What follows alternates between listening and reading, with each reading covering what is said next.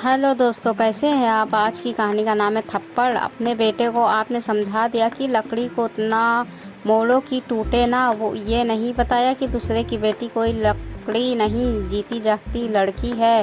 रोशनी ने अपनी सास कांता जी से कहा। रोशनी ऑफिस से आज लेट हो गई थी। रोशनी का पति अमर ऑफिस से आ चुका था।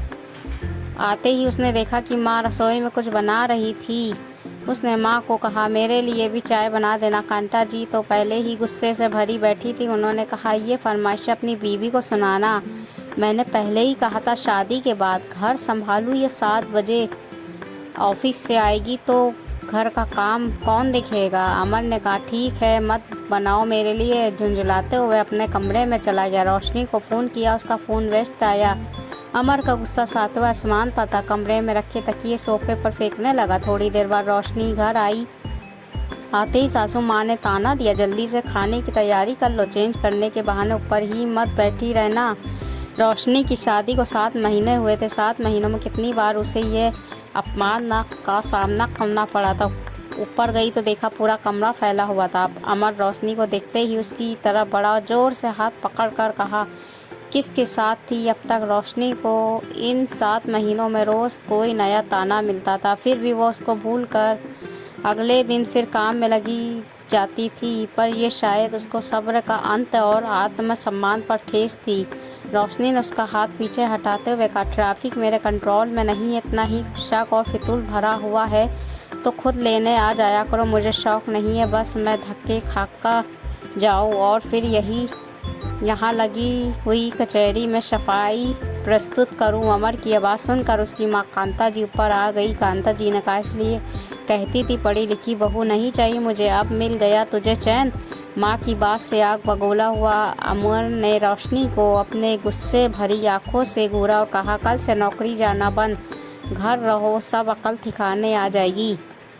रोशनी ने अपने आंसू पोंछे और कहा, नौकरी करना और छोड़ना दोनों फैसले लेने का हक सिर्फ मेरा है, तुम्हारा नहीं। रोशनी का जवाब सुनकर अमर ने अपनी माँ के सामने खुद को अपमानित महसूस किया और अपनी खोखली मर्दानगी का सबूत देने के लिए रोशनी को पर हाथ उठा दिया। कांता जी ने बीच बचाव किया और बेटे को नीचे ले गई। रोशनी को थप्पड़ गाल पर नहीं, उसके आत्मसम्मान पर लगा। नीचे कांता जी ने कहा, तुझे कितनी बार समझाया है, गुस्से में थोड़ा अकड़ से काम लिया कर। ऐसी कानून मारने वाली औरतों को ऐसी मार मारनी चाहिए जो दिखे भी ना और किसी को बता भी ना पाए और दिखा भी नहीं। लकड़ी को उतना मोड़ो कि टूटे ना और दर्द भी हो। रोशनी अपना सामान बनकर नीचे आ चुकी थी। कांता जी, अरे बेटा कहाँ जा रही हो, इतना तो चलता है मियाँ बीवी में, तुझे भी तो अपनी ज़ुबान बंद रखनी चाहिए थी ना।